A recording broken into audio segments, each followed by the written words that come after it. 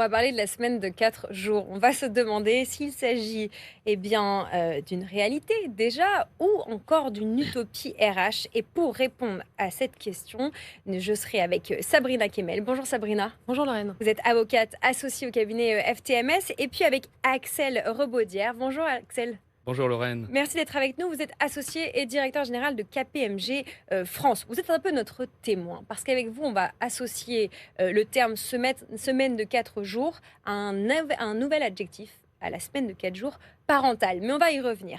D'abord, Sabrina, avec votre casquette d'avocat en droit du travail, je voudrais que vous nous donniez le pouls. La semaine de 4 jours, est-ce que c'est un sujet avec lequel vos clients viennent vous voir en vous disant, Sabrina, aidez-nous à mettre en place cette semaine dans notre entreprise?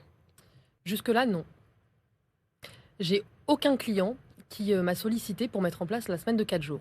Alors, est-ce que vous êtes une exception ou vous représentez le marché Alors, des avocats? je ne sais pas, Lorraine. Ce qui est sûr, c'est que j'ai, parmi les clients, nous avons au cabinet une diversité de clients, tous secteurs d'activité confondus, tant des PME que des grands groupes.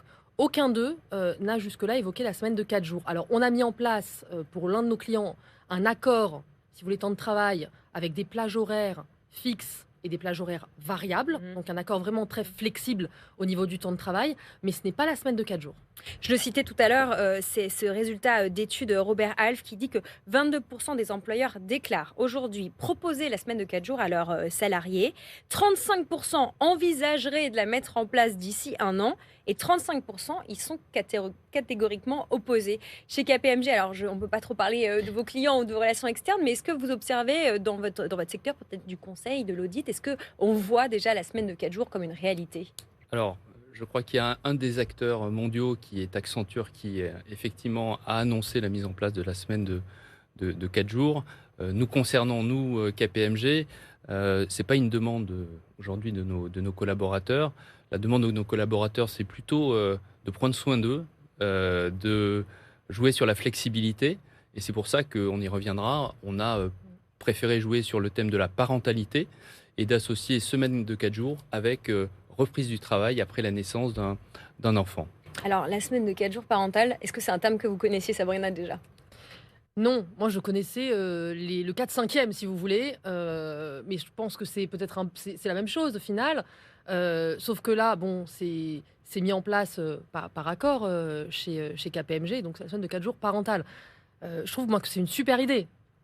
Moi quand j'ai entendu parler de la semaine de 4 jours parentale chez KPMG, je me suis dit il faudrait qu'il y ait plus d'entreprises qui mettent ça en place, parce qu'on sait que la parentalité c'est un gros sujet quand même au sein des entreprises. Et je crois que c'est KPMG, en plus, c'est tant pour les hommes que pour les femmes. Alors c'est normal, égalité de traitement, hein, mais Oui, les hommes ne sont pas oubliés, c'est important. Tout à fait, Lorraine. Je crois que ce que vous dites est très intéressant. C'est que la mesure, effectivement, de 4 jours, la semaine de 4 jours parentale, vient d'une innovation portée par les nouvelles générations. Et donc, on a monté il y a un an un comité Next-Gen qui est venu avec un certain nombre de propositions. On leur a donné carte blanche. Et une des propositions, c'était le temps partiel parental. Et donc, concrètement, c'est quoi? C'est après la naissance d'un enfant, vous avez la possibilité de demander un temps partiel à 80%, payé 100%, et ce pendant 6 mois. Donc, qui permet de faire face à ces fameuses injonctions contradictoires quand vous reprenez le travail, qui sont de reprendre le travail avec succès, de gérer et organiser la logistique, et puis de passer du temps avec le jeune enfant. Et donc, voilà, on a trouvé que cette mesure portée par les nouvelles générations chez KPMG voilà, était un sujet à creuser, et on l'a mise en place à partir du 1er octobre. Donc à partir du 1er octobre, et déjà 100 collaborateurs se sont manifestés pour en bénéficier. Et donc c'est différent au final du 4/5e, puisque le 4/5e est payé 80%. Là, est payé 80% parce qu'on travaille moins. Là, on travaille moins, mais on reste au même niveau de salaire. Donc, Bon, Axel, il faut nous dire, le sous-jacent, c'est quoi? C'est garder les jeunes consultantes et les jeunes consultants, ou pas toujours très jeunes d'ailleurs, parce que l'âge de premier enfant arrive tard, engager, mobiliser, être sûr qu'ils reviennent. Si vous aviez la casquette du RH, alors vous êtes DG, mais c'est pour faire quoi que vous mettez J'ai ça en aussi un place? petit peu la casquette du RH en tant que directeur général, mais c'est quoi? Ça part d'un constat simple, c'est que à l'issue de la la naissance d'un enfant, on a un turnover qui est très important, Ouais. tant du côté des femmes que du côté des hommes, parce qu'il y a ce syndrome un petit peu de l'imposteur, de devoir concilier vie privée et puis vie professionnelle. Et donc là, on veut quoi? On veut investir sur les jeunes collaborateurs qu'on a formés pendant 3 ans, Eh oui. qui ont une naissance dans le couple et qui souhaitent pouvoir justement, je dirais dans un cadre, je dirais officiel, d'un contrat de travail officiel, pouvoir bénéficier d'un temps libéré, tout en poursuivant une carrière avec succès.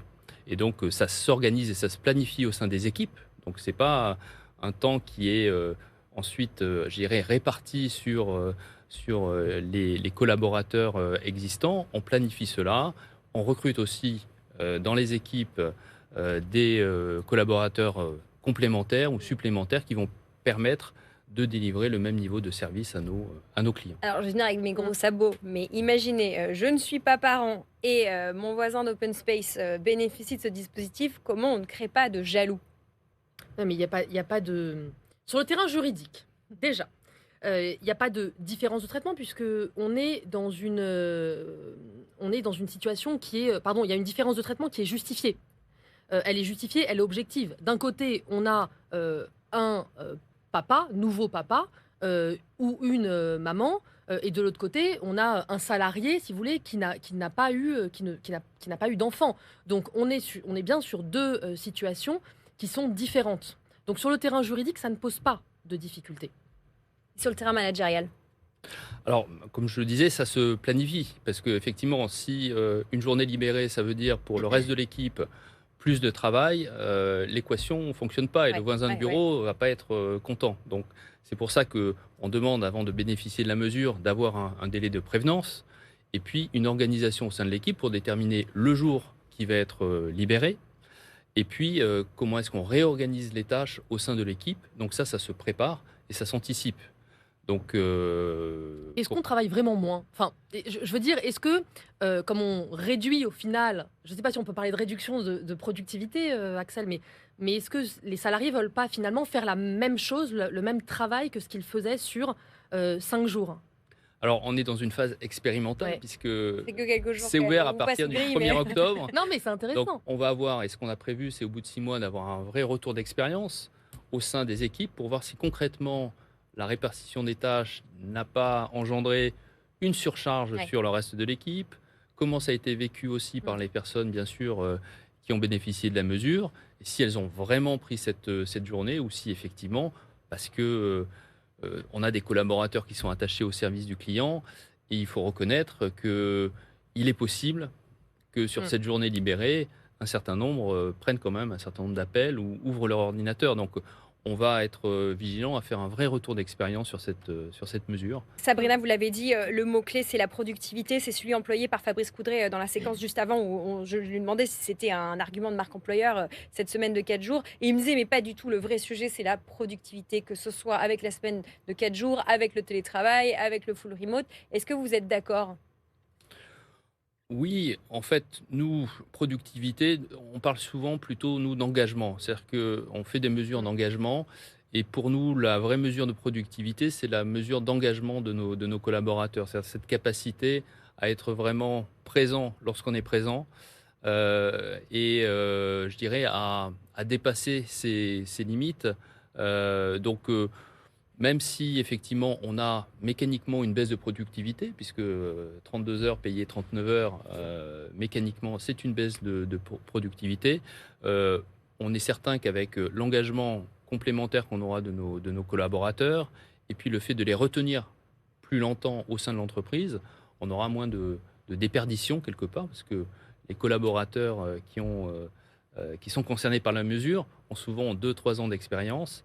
Et c'est des gens sur qui on a investi en formation. Misé, quoi. On a misé, on a investi en formation, on tient à eux. Et c'est ce qu'on a envie de leur dire à travers cette mesure. C'est vrai que les retenir plus longtemps, je pense que c'est très vrai ce que vous dites. En fait, vous savez, parfois dans la vie, il faut décélérer pour mieux accélérer derrière. Et je crois que pour les jeunes parents, sur une durée, en tout cas au minima de 6 mois, c'est bien de décélérer un peu pour ensuite pouvoir se réinvestir pleinement dans sa vie professionnelle. Alors, on zoome avec vous et cette semaine de 4 jours parentale, Axel, dans le milieu du conseil, évidemment, où le télétravail est devenu aussi un usage, où on est sur des profils quand même CSP+, avec des études. Est-ce que ce qu'on entend, par exemple, cette semaine de 4 jours parentale, c'est quelque chose qu'on pourrait envisager dans un tout autre secteur, je ne sais pas, je dis n'importe quoi, dans l'industrie? Est-ce que ce serait culturellement possible, d'après ce que vous ressentez du terrain, Sabrina? Je pense qu'on peut l'envisager dans tous les secteurs, Lorraine. Ce qui est moins envisageable, c'est la semaine de 4 jours tout court. Ouais. Là, selon la taille des entreprises déjà, et selon les secteurs, elle est plus compliquée à mettre en place. Elle est plus compliquée où, quand, comment? Parce qu'on a vraiment l'impression qu'on entend parler de cette semaine comme un peu comme des 35 heures au début. On va partager le gâteau en plus petits bouts et ça va très bien se passer. On a un peu l'impression que c'est un peu une utopie quand même, RH, cette semaine de 4 jours où tout le monde se dit que ça serait mieux si on l'avait. Alors déjà, quand on parle de semaine de 4 jours, on parle de quoi? Parce qu'on a les 39 heures ou 35 heures travaillées sur 4 jours. Donc la durée du travail ne change pas. Et on a aussi la semaine de 4 jours où la durée du travail, pardonnez-moi, va se retrouver réduite. Et selon les entreprises, c'est pas tout à fait la même chose. Vous avez des entreprises qui vous disent, on vous embauche à 32 heures sur 4 jours. Et d'autres qui vous disent, on vous embauche à 39 heures, mais sur 4 jours, soit 9h45 par jour. Donc, pas la même chose. Non, c'est pas la même chose. Pas le même deal. C'est pas le même deal. Et ce que je veux dire, c'est que quand on parle de semaine de 4 jours, il faut savoir de quoi on parle. Ouais. Vous voyez, est-ce qu'on parle d'une répartition de la charge de travail sur 4 jours ou est-ce qu'on parle d'une diminution de la charge de travail sur 4 jours? C'est pas tout à fait pareil. Ce que vous venez de faire comme distinguo, c'est ce qui se passe entre la Belgique d'un côté et l'Espagne de l'autre. La Belgique qui vient d'adopter ce qu'on appelle le deal pour l'emploi. Visiblement, la Belgique utilise beaucoup le franglais comme nous, qui offre la possibilité à un employé de moduler ses horaires quotidiens, quitte à choisir entre 4 et 5 jours. Là où l'Espagne, elle, a baissé le temps de travail à 32 heures. Est-ce que vous anticipez qu'en France, il pourrait se passer l'un ou l'autre tous les deux? Moi, je dirais que la vraie demande des collaborateurs, en tout cas chez nous, c'est le sujet de la flexibilité. Et on l'a vu lorsqu'on a fait une enquête pour la mise en place du télétravail. La première demande, c'est d'avoir un cadre de travail flexible dans lequel on travaille par la confiance, on organise son travail au sein d'une équipe. Et je pense que le sujet des 4 jours, 5 jours, en fait, il faut le voir dans un contrat de travail flexible et effectivement la capacité à moduler son travail dans l'année. On a chez nous des périodes qui sont très chargées, des périodes de bilan, après le 31 décembre, ou les périodes où les opérations de M&A ont lieu, et la possibilité dans des périodes plus creuses d'adapter, je dirais, le temps de travail, c'est plutôt ça la voie que des cabinets de conseil comme les nôtres vont suivre, en plus bien sûr de la mesure spécifique sur la parentalité. La quête de flexibilité, Sabrina, peut-être pour conclure. Mais c'est ce que recherche, je pense, la grande majorité des salariés.